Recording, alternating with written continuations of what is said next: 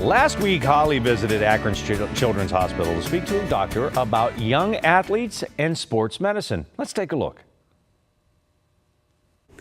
This is the most amazing part of what you do. In addition to being a doctor, you're a dad of 6. You coached for years. I did. So you have so much experience. And what are some of the trends that you see in young athletes, and just from your own experiences too? Well, one of the trends, I've been in the field a long time too, and a lot of sports medicine and medicine overall is experience, so I've learned a lot from my experience. But one of the trends is, of course, over-specialization, is kids doing too much. Right. So down at my office, one of the biggest things, 70% of patients I see, 7 out of 10 patients I see are kids whose injuries are directly related to doing too much.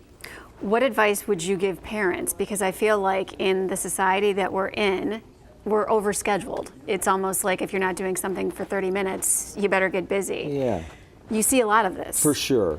And so, unfortunately, the way trends have changed a lot is a lot of youth sports kind of has to be organized, and it's organized by parents and other adults and things like that.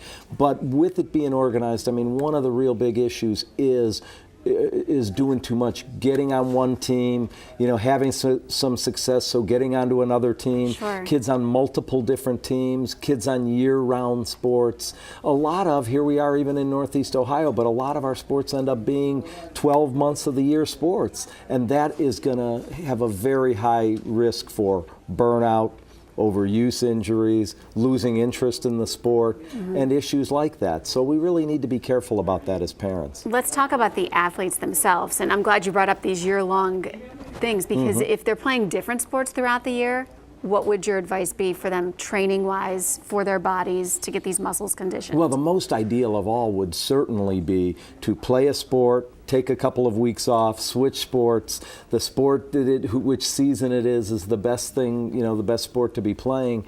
But we don't see that as much. And the mindset is that if a kid starts at an early age, plays that sport year-round, that they have a chance to be better. They have a chance to get a scholarship. Maybe even the dream of they have a chance to play professionally. The chances of that are so slim. There's so few people who really actually play in college and play professionally. But that's kind of the dream. And a lot of that is fed into by some of the coaches and trainers and other people. And it can be pretty seductive as a parent. If somebody will come up and say, hey, your kid's really good as a gymnast, or your kid's a great baseball player. If that kid played year-round, he really would have a chance. And so here we are in Northeast Ohio. We have kids playing baseball in January and February and year-round, and soccer teams playing year-round, and volleyball teams playing year-round. And kids burn out. They use the same muscle groups over and over again, and the studies just don't bear that out. When kids get to high school, the cream rises to the top anyway, and the best kids play. And in fact, one really well-done study in the journal Pediatrics last year showed the best Division I athletes, most of them played more than one sport in high school, and most of them were actually got their scholarship in a sport other than the sport that they started playing. So it really doesn't bear itself out, but it's a lot of pressure on parents these days to have their kids play year-round. Doctor, thank you so much. Words of wisdom for sure. Thanks, Holly.